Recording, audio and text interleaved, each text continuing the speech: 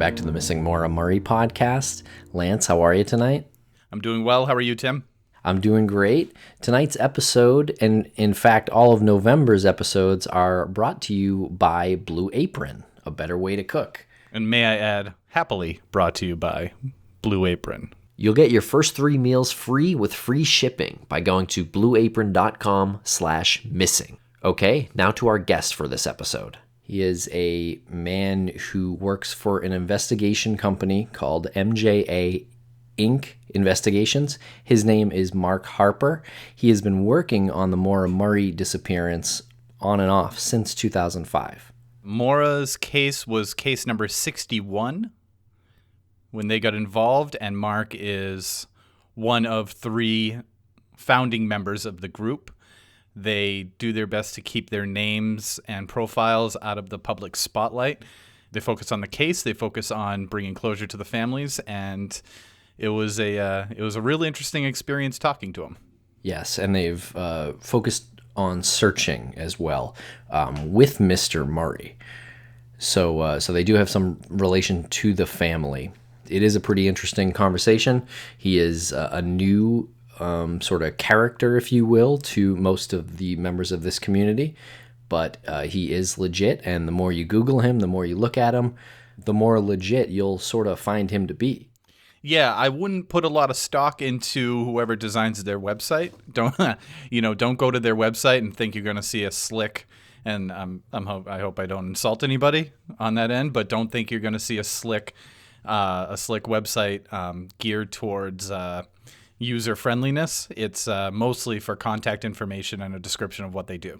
Well, what are the chances they're going to be great at investigation and websites?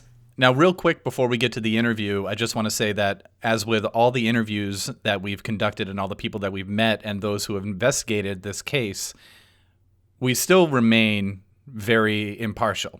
He's got his theories, Mark does, and this interview is by no way a means of Tim and I revealing any thoughts or theories that we have on the case at this point.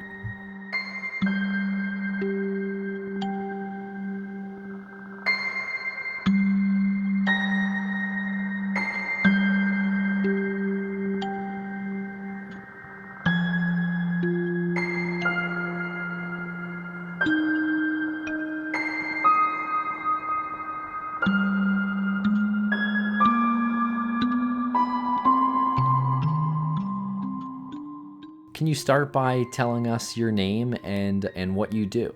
Okay, my name is Mark Harper. I'm one of the 3 founding partners of a group called MJA Inc. Investigations.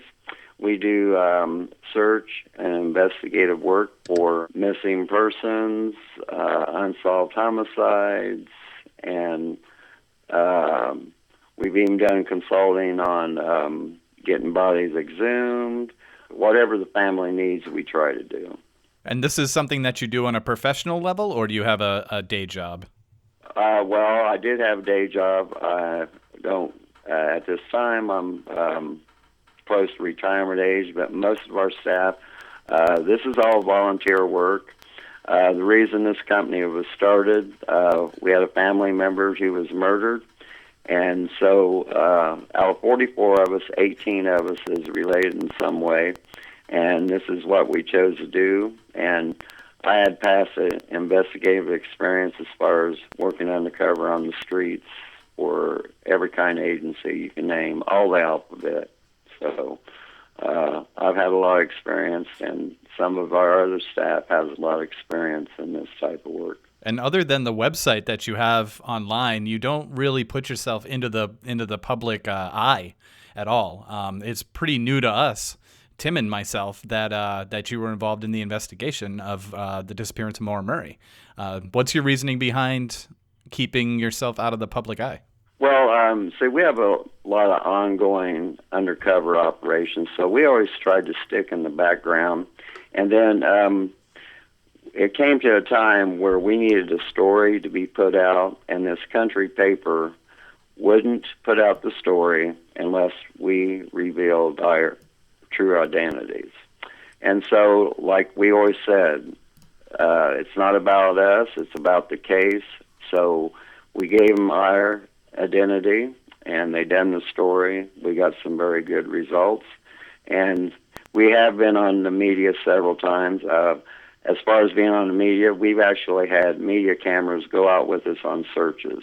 What cases have you worked on that we might know and that you can speak about? One of the most important cases, see, I'm originally from Indiana. I come up here on business up here in Champlain, New York is where I started. Liked it, ended up staying up here. Now I live in Plattsburgh, New York. But some of the cases we worked on, the most famous one is abduction of Shannon Sherrill on October 5th, 1986 in Thorntown, Indiana. Okay, we worked on, this way, we worked on the Brianna Maitland case, the Audrey Heron case, Elizabeth Gill out in Missouri. She come up missing when she was 2.5 years old on June 13th, 1965. And we have a 99% chance of believing she is still alive, and we're trying to locate her. That's impressive. Well, we have evidence that directs us that way. As far as outcomes on cases, on the Shannon Sherrill case, it's been an ongoing feud between us and the Indiana State Police. We know who the killer is. The killer is locked up. He was locked up in 1988. He was a 1980s child serial killer. We have an informant to that fact. Matter of fact, there's 3 informants from 2 different states that gave us the information. And one of the informants that was a cellmate with the killer for 5 years over in Ohio, he's the one I mainly deal with, and he's produced a lot of information. And we've taken all those facts. We've had other investigators look at it. We've had national groups look at it, and they all say that there's enough evidence to prosecute this killer, but Boone County, Indiana prosecutor has failed to even do anything. So our object of it, we done a national podcast, was get it out of the prosecutor's hands and get it into the FBI hands. And then another case was a consultant on. The mother was trying to get her son's body examined because they said he committed suicide. She didn't believe it. Okay, the holdup was the next of kin was the wife. She wouldn't sign the papers to have the body examined. So us and a few other groups got together, and we found a way around that law, and we done a national podcast on May 25th, and as of June 2nd, they exhumed the body that quick. And it's going to be ruled, from all indications, it's going to be ruled from suicide to homicide.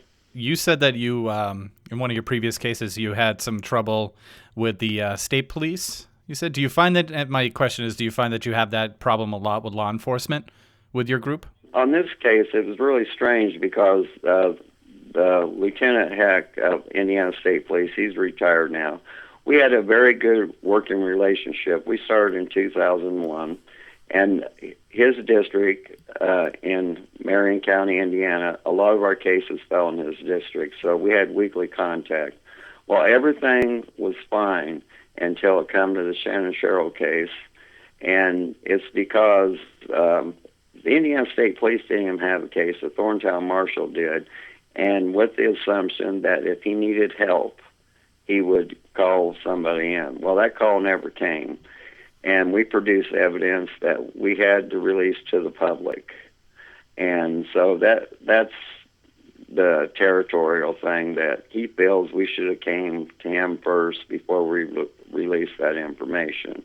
Well, to us, we had no choice. The family told us to release the information. And we released it on press release. Well, this reporter, that's all she focused on, was that press release and about this inmate.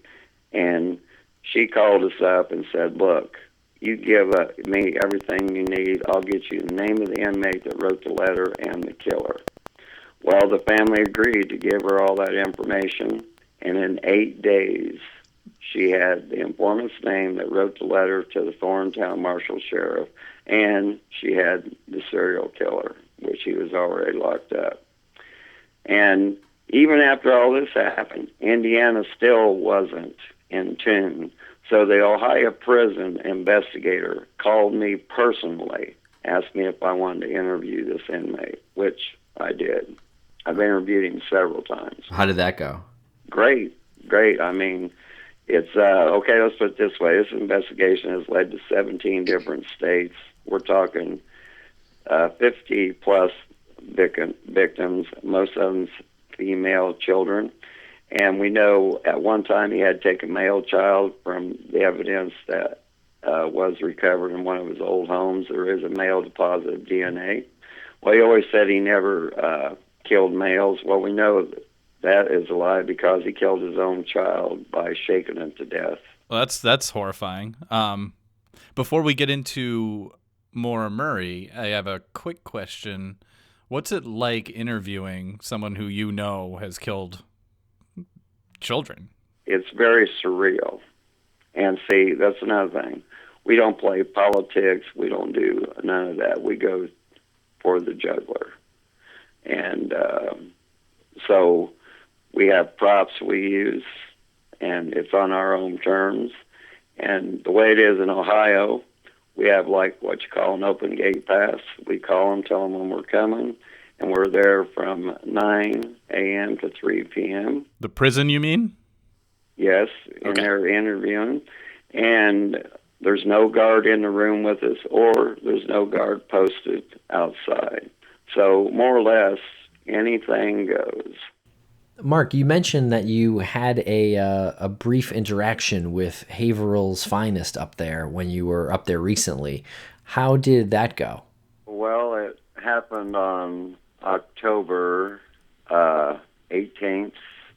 And do you want the cleanup version or the regular version? No, I think we lean more towards the regular version. Okay, well, I was about 2 rows in from the doorway, and there was a car on each side of me. And all of a sudden, in front of me, which I was looking out the windshield, so it had been in front of me, police officer pulled up and said, in a sedan, said Haverhill, and he got out of his car, and he come walking right over to me, left his car there right on the road, and anyway, I had my window down because I was smoking a cigarette, and he come up to me, and he says, I see you're back again, and I said, yes, we are, and he said, well, when do you plan on going home? And I says, when we get our work completed. And he gets closer to me. He puts his hands up on top of the hood of the car. He bends his head down. He says, listen. He says, I want a fucking date when you're going home, and I want one now. And I looked at him, and I says, how about this?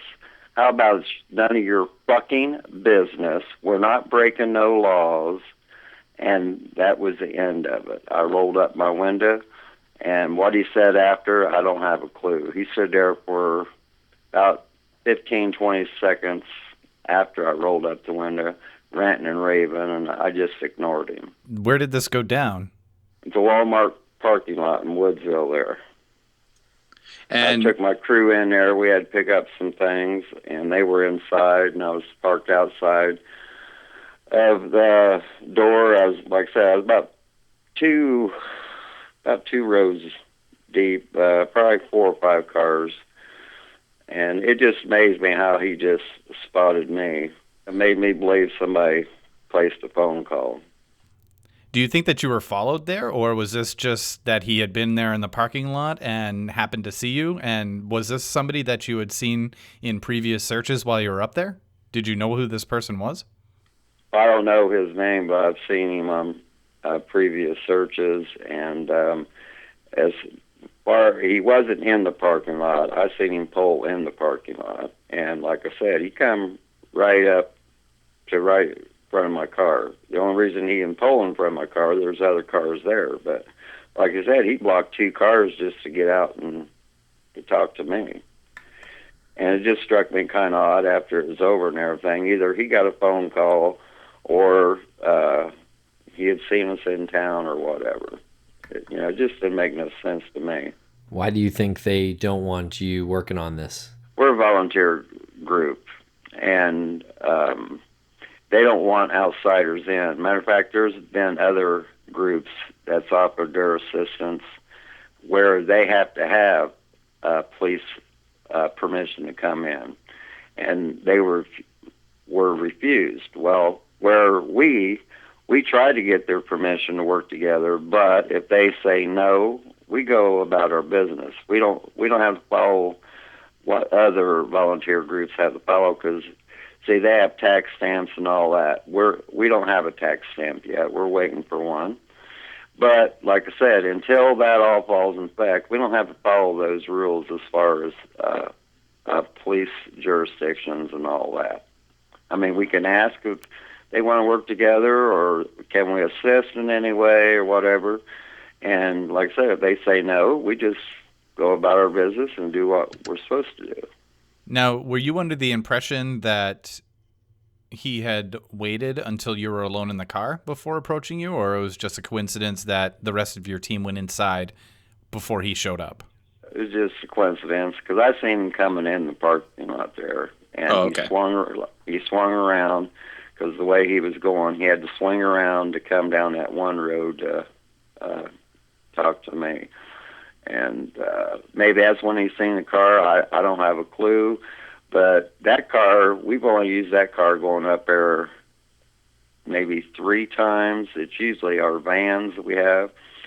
And so, yeah, it just struck me kind of odd. And then, like, New York plates, and everybody says, well, you can't go by New York plates. Well, a lot of police agencies, that's what they do. They pick out out-of-state plates. That's just the way they are, And this overall is something that you're not unfamiliar with, right? Oh, no. We don't have no trouble like that in Vermont, because the police involved in that, they know what we're doing, what we're trying to do. And, there's other jurisdictions where we've gotten threatened and everything. Matter of fact, we had one police agency told one family that if they didn't get rid of us, they was putting their loved one's case back up on the shelf, and they wouldn't work on it until we was gone. Well, we produced the information. The family felt comfortable enough to stand with us, so they told that state police in that state to go screw themselves. They would stick them with our company, because we found out all the information that we gave the state police. And see, that's what I mean. We give them information, we turn it over to them, it leads somewhere, and then they cut us out of the investigation when we gave them the information to begin with. And you know what? I know it's an ongoing investigation and everything, but I just don't think that's right. For the simple fact, they wouldn't have had that information if it wasn't for us. When you give them something, it leads somewhere, you shouldn't be throwing out the investigation.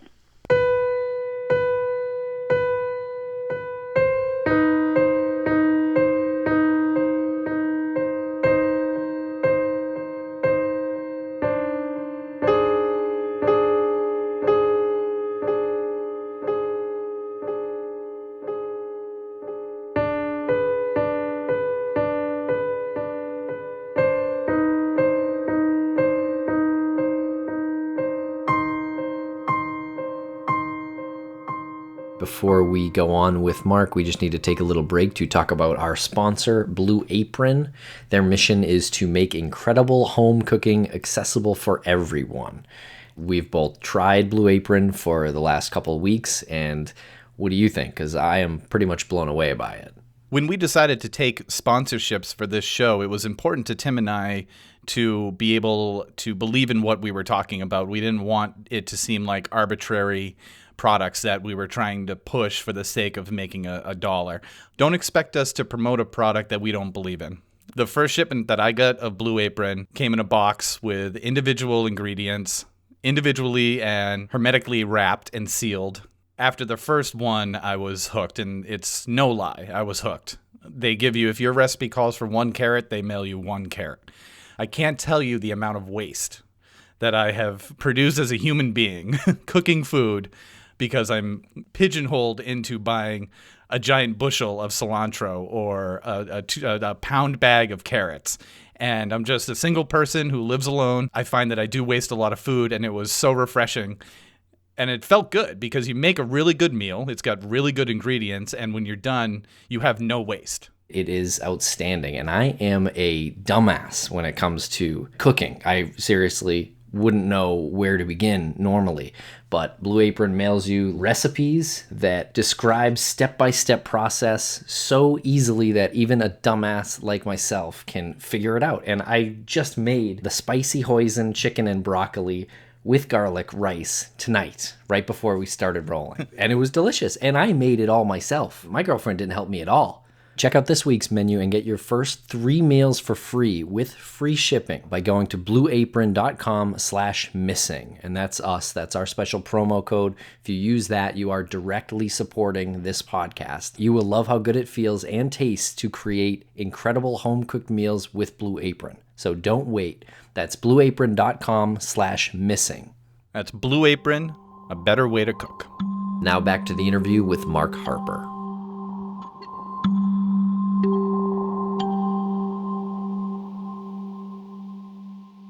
Let's go into Maura's story. How did you get involved with that case? We got originally involved in the Brianna Maitland case on April 3rd, 2004. And when the Klaus kids moved out after they'd done their search, we took over, which the official date was April 10th, but we was there for the Klaus kids search. And anyway, our search parameters kept pushing us towards New Hampshire. And so then the closer we got to New Hampshire, we had heard about Maura's case, which at the time we hadn't. And then after talking to the Maitlands, they knew a little about Maura, and they had talked to Mr. Murray. And I just explained to them that the search area is heading that way. And so more or less, we decided to do Maura's case. Brianna is our 59th case. Maura is our 61st case. And so we decided, since we're already there in the area, why not? And then, like I said, there's a lot of people that doesn't agree with this, but I think we've produced enough evidence that states that both cases could be related. So that was another big issue. And on something like that, we're definitely going to be jumping on it. And there are the 2 cases that really sticks out. Then afterwards, the more investigation we done, we found out there's several girls in that area that's come up missing through the years. And then also a big turning point of all this, most of these girls come up missing during the ski season. So that's another big red flag. So anyway, that's how we got involved in Maura's, because we believe there's a link there between the 2 of them. They only happen 90 miles apart, and our search parameters on Miss Maitland is heading towards New Hampshire. And the dumping ground in between, which has been used since the 1930s, different killers has used this area for dumping ground, is a town called Heartland, Vermont.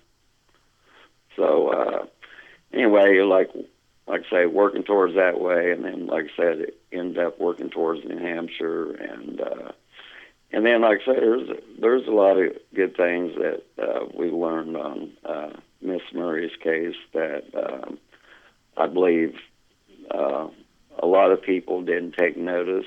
And see, here's what we do. All the things that's on this website that's in a negative light of Miss Murray and her family, we call that white noise. See, in no way is that going to help us find where she's at. In no way is that going to help us to a suspect. So we call it white noise. So we try to drown all of that out and stick to the facts of the case. When you do that, a lot of good things happen. Just to recap, what brought you to Maura's case was Brianna Maitland's case. Brianna Maitland was about a month after Maura. And how far is the distance between those two scenes? Well, it depends on what mapping thing you use, but the highest one's been 90 miles apart. Also, there's, if you want to call it the direct route, there is direct route to that area, but with the Maitland case and Maura's case, the way we're looking at it and everything, okay, on the Maitland's case, we don't believe they used the direct area to head that way, for the simple fact is, in the winter, this little state highway wouldn't have been passable. And so we know they had taken all of their route. Same way with Maura. See, when we go up there, we put everything in our phone, GPS and everything. Well, sometimes it takes you a roundabout way. Well, I believe that's also what happened to Miss Murray. She put in where she was going, and I think it gave her a roundabout way when she could have took where she was heading. She could have took major highways where there would have been traffic, not a highway like 112, which I've understood by Mr. Murray. She knew that road pretty good, but I'm just looking at the weather factor, all the turns and the hills and on that road. And so, like I said, there's a lot of what I call questions that should have been answered by law enforcement, which they're not going to admit. Did we have more than one perpetrator working in the area when they come up missing, which we have found out in the past with the Connecticut River Valley serial killer, that they thought it was one guy. They get one guy commits suicide. They think that's the end of it. Killings go on. They corner another other guy. He commits suicide. But the killings and abductions are still going on. So that leads me to believe there was 3 perpetrators working the Connecticut River Valley, and nobody put it together. And so, once again, back on Miss Maitland and Miss Murray, nobody's put this together for the simple fact is there is no evidence left behind. And we think that is the signature. He goes to great lengths to make sure he doesn't leave nothing behind. So you're saying that this particular serial killer with this this theory is that his calling card is the absence of a calling card. Yeah, you're not going to find nothing. It's interesting that you have that way of thinking on this, where most people would look at it and say, well, there's no evidence pointing to a particular serial killer or a particular killer, so we have to look in another direction. I find it really interesting. It's really fascinating to me that you see that as a calling card. Yeah, because and that's from past experience. And then you have these killers that direct you away, and usually they're the ones that get caught first, instead of just leaving alone.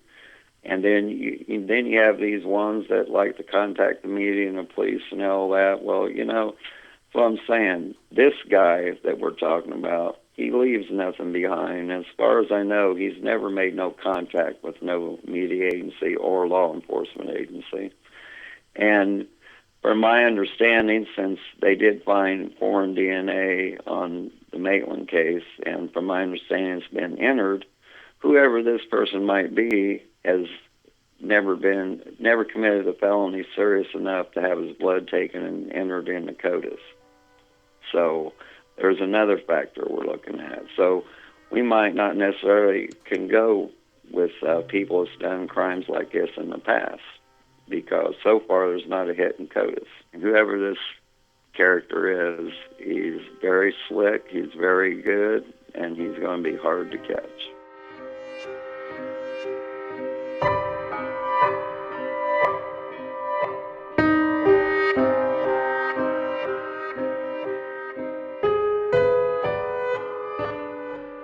We didn't get to process Miss Murray's car like we did Miss Maitland's.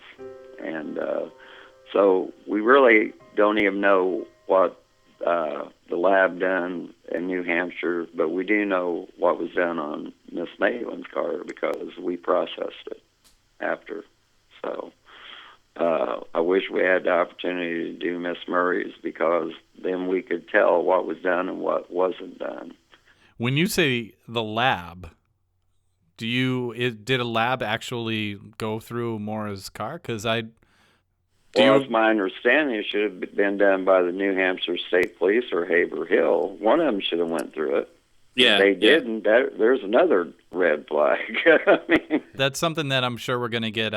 We'll get some feedback on whether or not they did, because I haven't heard about. I mean, maybe just calling a thorough search, like a lab. Maybe they did a thorough search, but I've never. Have you, Tim, heard like, oh, the lab looked over the car? No, but I got to imagine they tried to find any DNA samples or fingerprints. Yeah, right? I would yeah, think we're not DNA, talking like the 60s fingerprints.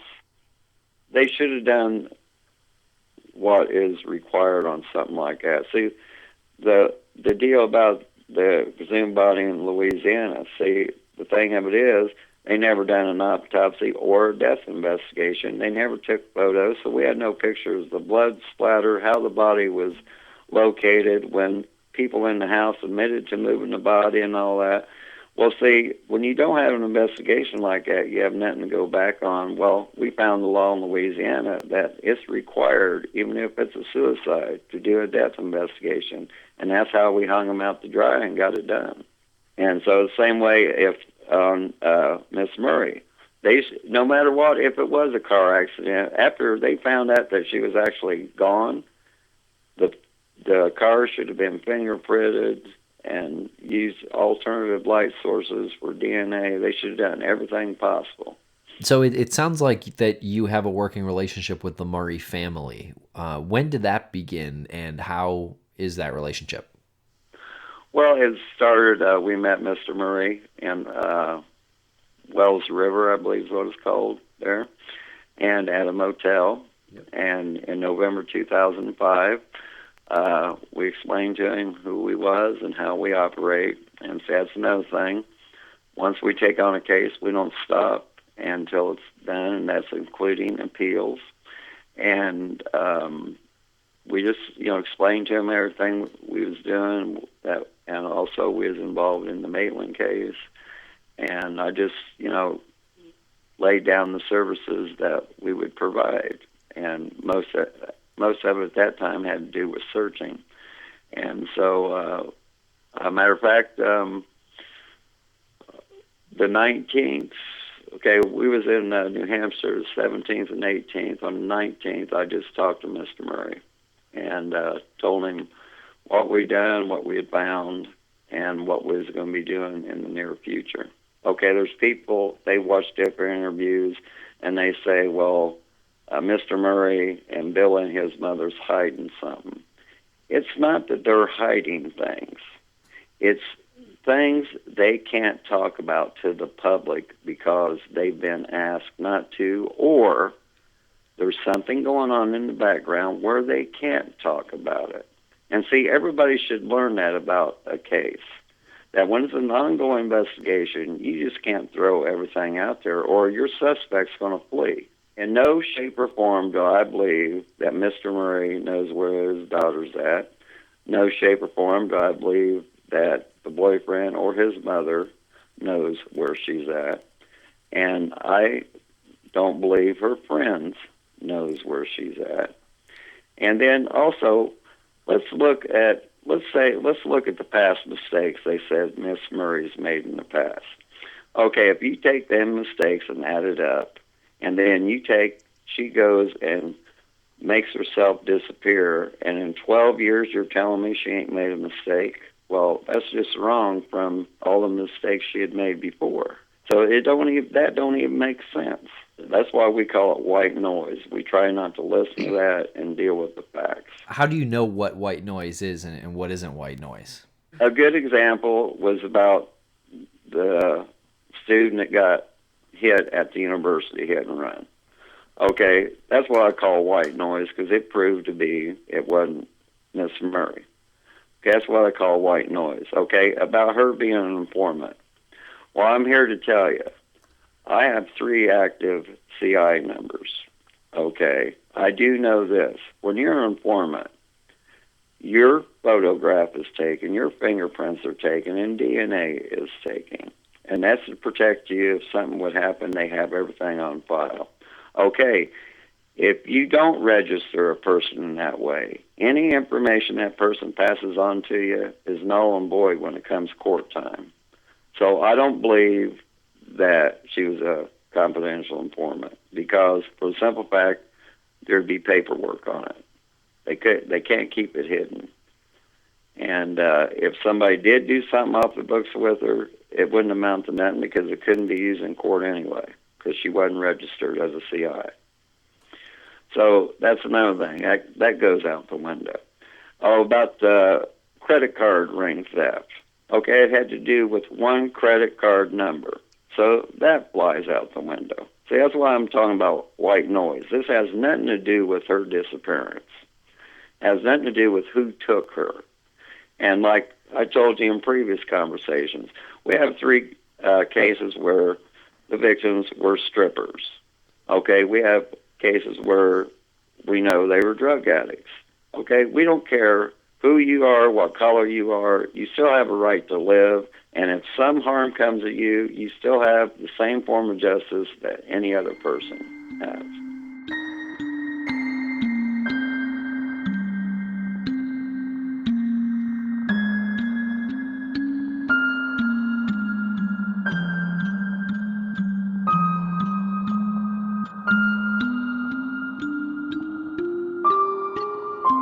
What makes you so convinced that Maura was met with foul play?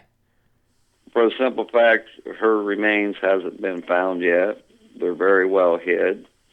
And I don't believe she done an elaborate scheme to make herself disappear because there was a lot easier ways of doing that. And one easy way I could tell you is her vehicle on the campus was hardly ever used. So why not just leave the car there and just walk away, and nobody's going to know that she's missing for a few days. Where a car accident, they're going to know right away. To backtrack just a little bit, you said that you were up there on the 17th and 18th, and I just want to clarify that you were up there on the 17th and 18th of this month. October, yes. What were you doing there? Going over, well, once again, paperwork on the search areas. There's some I was concerned about, so we went over them again, and that's when we discovered this one area that so far we haven't found nothing on paper that's been searched. Mr. Murray doesn't remember it. And more or less we was backtracking because we've had a lot of volunteer searches up there, and I'm just trying to put a whole map grid together. And see, on Miss Maitland's side, we're only 27 miles away from Heartland, Vermont. Okay, on Miss Murray's side, we're only 47 miles away from Heartland, Vermont. That's how far our search area is branched out. And once again, I'm not the first one to admit that when we need help on this search, we need help.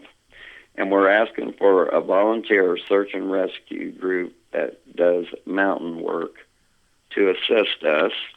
And so far, we haven't gotten no replies.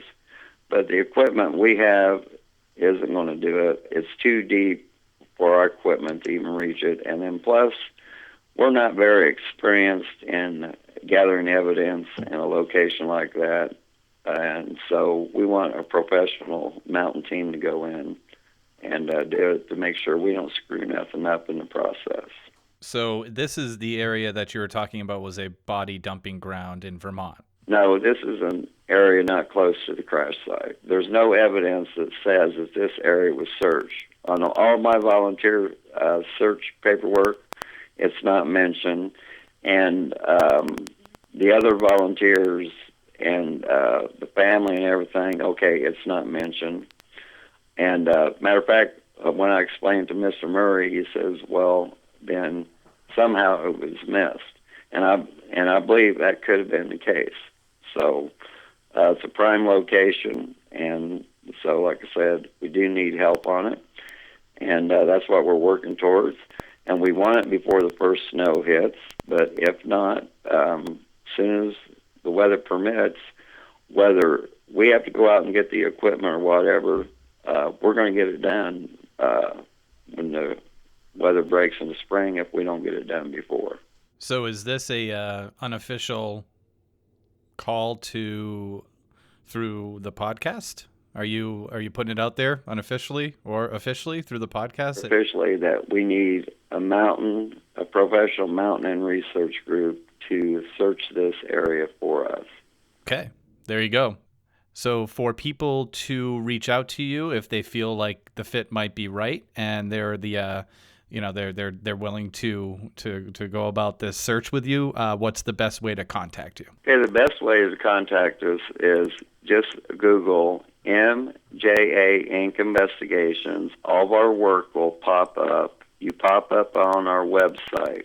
Our website has all of our contact information, our phone numbers, email addresses, and then also if people want this to remain anonymous, we can even take care of that. And plus, we're not planning on announcing the search anyway or the location because we don't want onlookers.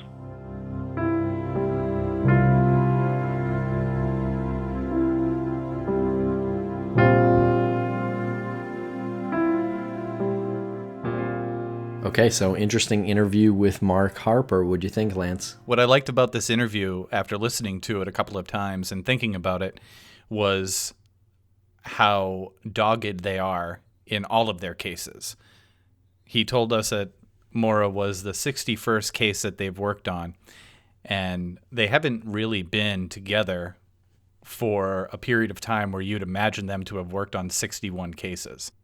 They have a really genuine desire to solve cases and to bring people to justice and to bring closure to the families and the friends of those who are waiting and who have seemed to have law enforcement, I wouldn't say give up on them, but move on to a higher priority. And they feel like a group that takes it seriously, that just because something else goes up a notch or goes up a rung on the priority ladder, that's when they can really sink their teeth into it.